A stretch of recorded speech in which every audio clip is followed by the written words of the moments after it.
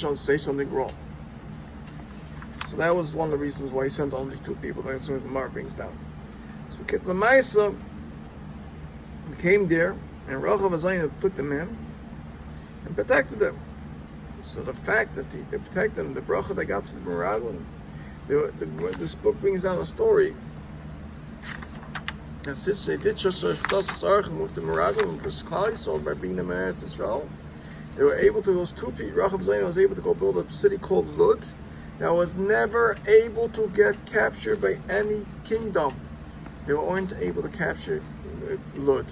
Even Nebuchadnezzar fell to trying to capture Lud, because the fact that she did a chesed of, and she built that city for the curse of the Moshe had to her, for protecting the spies that came to Eretz Yisrael. And she built that city, and it was so powerful that nobody was able to conquer it. That was a payment for chesed what a person does. In other words, a person does chesed, he doesn't know how big, hence who he does chesed for. If he does chesed, he doesn't know how big the mitzvah is of chesed that he can get paid back for. Saying it aloud. Talk is cheap, says the world. When that talk is a pledge to charity, however, it is far from cheap. It is almost valuable as the act of giving itself.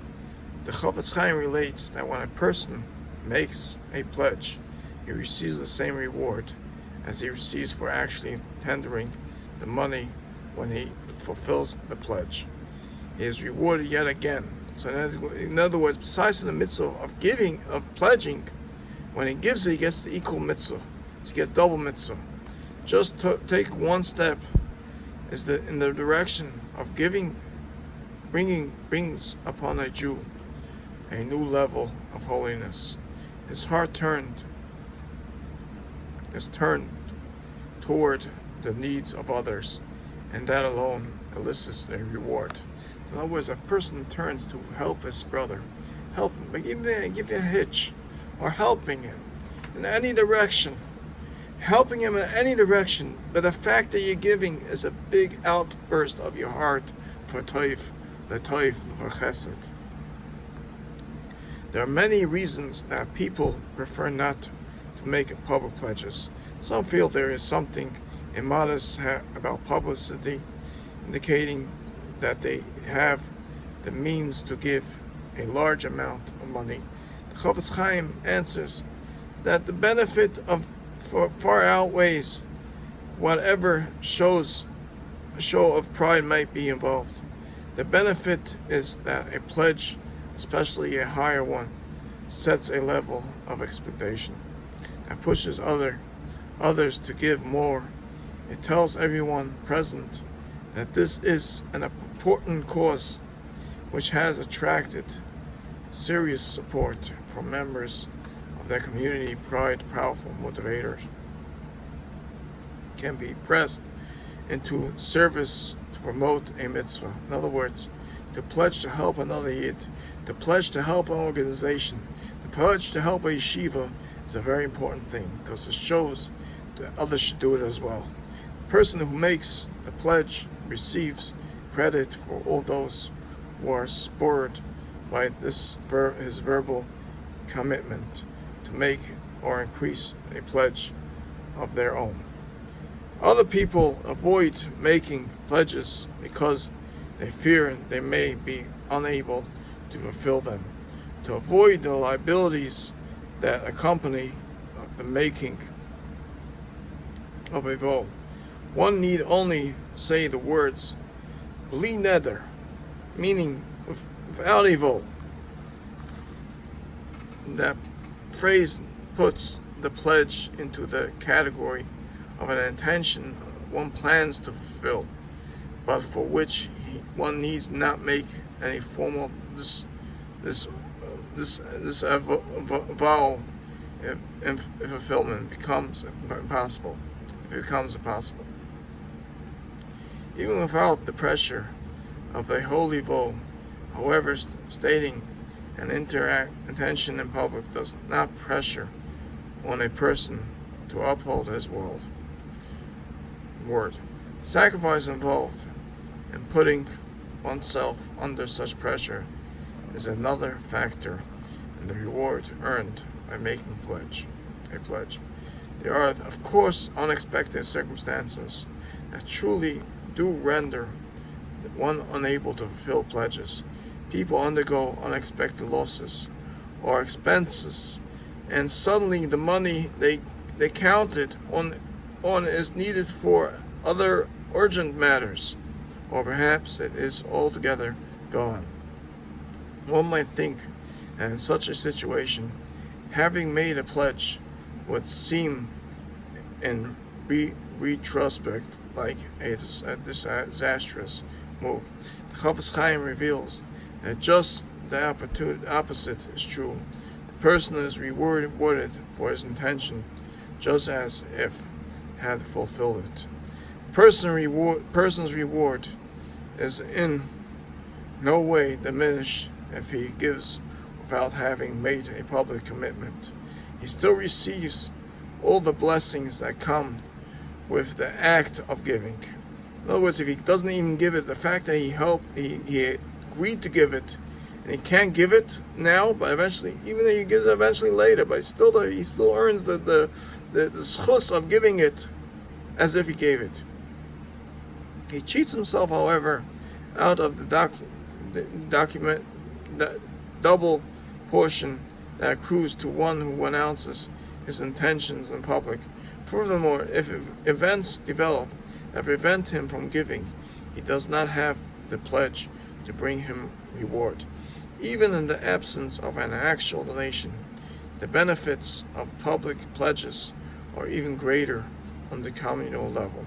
For in coming together to publicly support Jewish institutions, communities create an identity for themselves of caring people who work together for the common good. It is an identity that lifts each individual in the community and everyone who lives within. In other words, if you look to help someone else, it's a very big mitzvah. Any way you can help someone.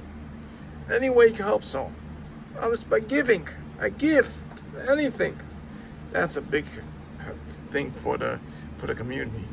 Next time a pledge is requested for a cause I support, I will come forward, with a pledge I can reasonably expect to fulfill. As Hashem is well. Chaim, lesson in truth and in honesty. Daily studies, honesty, and fundamentals of the Jewish faith. Secular courts. Sfas Talmud, chapter 3. Mirma. The roots and causes.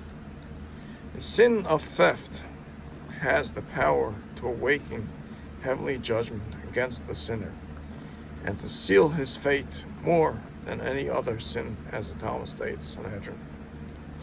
Yechon said, take note of how great it is the power of theft, for the generation of the flood transgressed everything, yet the decree of their punishment was not sealed until they stretched their hands forth in theft, which was theft in every single direction. They even stole each other's wives.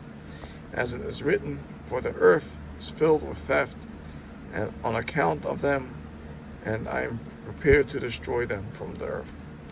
This is one of the factors which today causes Jewish money to be lost, so that the wealthy hold onto their wealth for but a short time, to our great misfortune. Theft and coercion, when they steal and they cause things to steal close hezek, hiddenly even, have increased through those who go to secular courts to inform on their fellow Jew and thereby extract money from them. They are fully confident that this is kosher money, for after all, the courts have awarded it to them. In truth, however, this is actual theft, since the Torah in which the will of Hashem is expressed does not endorse this. In other words, if you do lay up Torah, you go to a judge, court, to get money, lay up din, and so on, basically that's called Geneva. Therefore, if one is aware that according to the Torah law, he has no claim against his adversary, but that he could extract money from him in secular court, then he should flee from such money as from a fire, for such money will consume that which he has earned previously, as mentioned above. In other words, anyone who wants to be malshin on the court and try to pull money out in court instead of investing, he should run away from such a din. Because if he can't do the Alpi Torah, he will eventually get it back, because that person lost, did something not correct. Hashem will eventually get it back from him. Because if that guy dishonestly earned it, he will lose it eventually. But to go to court to get it back is called Geneva. The Torah states, and these are the laws that you shall place before them. Shemais 21:1, which is, we'll look up the Chumash.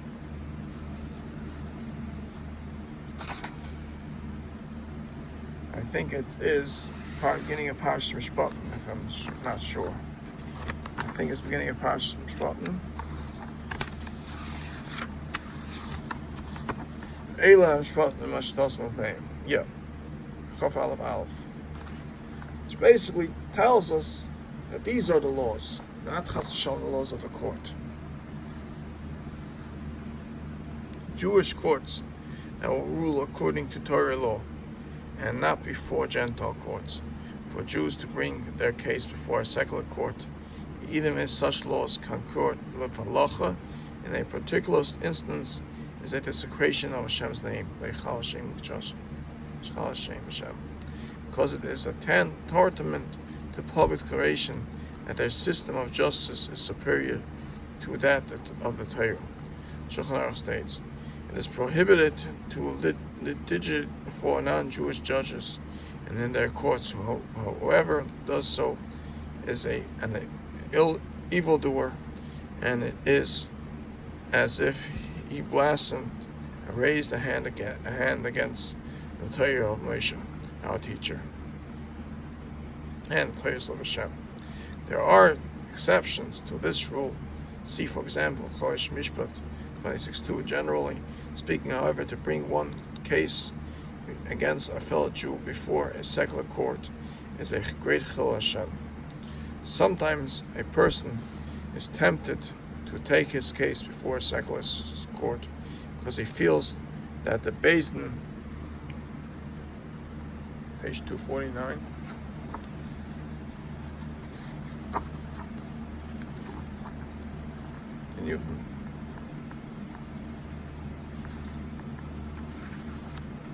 rabbinical court, Beis Din rabbinical court, has ruled against him incorrectly. At such times, one should bear in mind that it is impossible to see matters objectively when one's own interests are involved.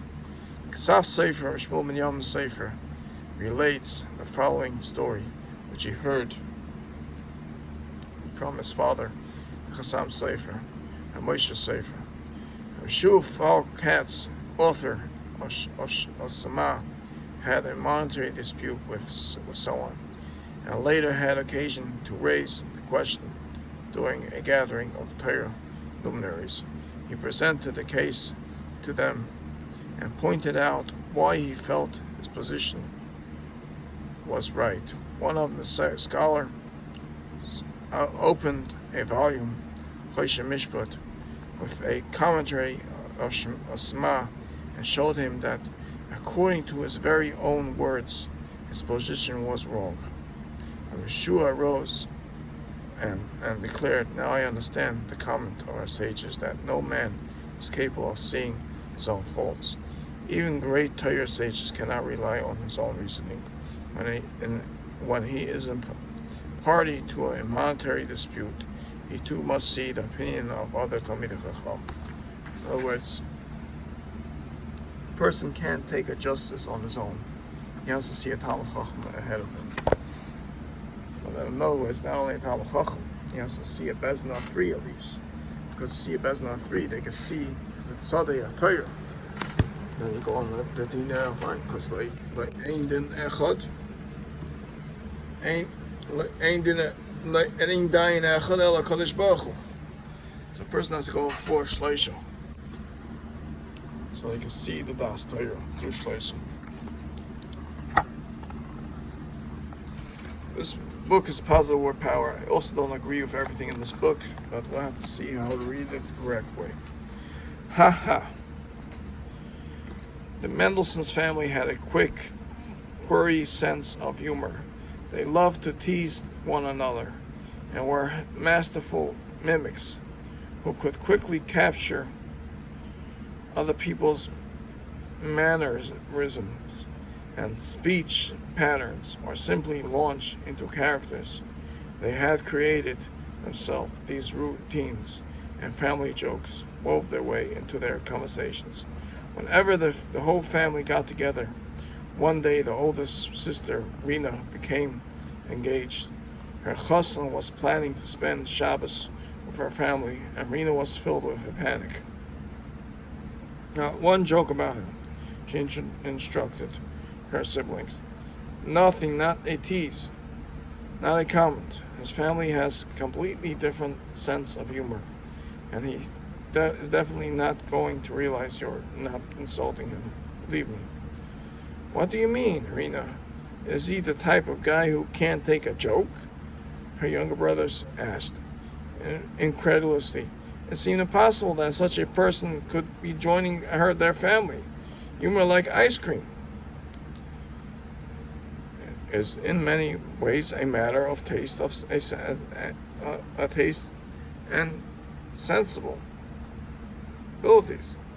What is marvelous, satisfying to one person can be repugnant to another beyond question of taste. However, humor has great potential to create pain and ill will. The funny, clever comments that cannot help but pop into some people's mind can, when allowed to emerge from their mouths, greatly humiliate the person who is the subject of the comment.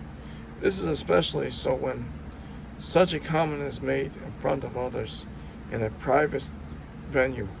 Victim might be able to defend himself or express his displeasure at the comment, but in public, with a whole group of people laughing and smiling at a witticism, the victim is in defense to admit to being hurt would only add to his humiliation, marking him as someone who is oversensitive or lacks a sensitive sense of humor. Nevertheless, for many people, keeping a clever comment locked inside their mind is a challenge of major proportions. They may enjoy the admiration of their audience, or in a misguided yet altruistic vein, they may feel they are bringing joy and laughter to everyone around them. Regardless of whether the speaker intends to hurt the victim, his sharp wit at the other person's expense is pure and honest environment. Humor carries with it another possibility of a nice environment, as well, that is the pain one causes to others by letting them know their joke or story was not funny. Covering up one's negative response with a fake laugh is not usually a good strategy, because fake laugh is as obvious as a blunt words. That's not funny. How then can one deal with a person who persistently tells jokes that one finds dull or offensive? The best ways to deal with such a situation is honestly but delicately trying to inform the other person of one's taste in humor without implying criticism or insult. If I am someone others consider quick-witted, I will make an attempt to slow down, plead other, and examine my comments before I speak honestly, assessing the possible damage. In other words, a person has to think what he says. That it might hurt someone when he says something. He should rather come a little bit more calm to be sensitive for other feelings. Kind mitzvah more, a little bit more, of not being overly saying by saying bad words, which is very important. Chaim, a daily common opinion, common sense, laws of proper speech, is formulated by the Sefer Chaim. See Chav Beis 7. Value of time. One of the great. Let's first say the Yiratzin Rebbeinu Shalom. Rebbeinu Shalom. Rebbeinu Shalom Yosef Nechai Rav Kanish Keniyim Choyim Nishmai Pila Shani Mishlosh Tahal Chiyas Nazar Midam Lefil Ish Yochid Chosh Kein Kal Yisrael Yechad Kulan Chosh Kein Shalom Alavi Zeis Shekadosh Baruch Hu Nazar Midam Duri Shek Manuv Bach Like Gaz Gaivo. That's the one that's palm like Tzon Chali Bi Osas the Kein Shalai Dav Kin Dov Tzon Yini Gofi Nashi Yikom Leisen Duri Shem Shmai. Value of time. One of the great recent innovations in the computer industry is multitasking, meaning that computers now have the ability to run several software programs simultaneously. Chofetz Chaim tells us that a person also has to run two programs through his mind. At the same time, one thought process is used to accomplish whatever task we are presently engaged in. The second process is a constant scanning of the first process,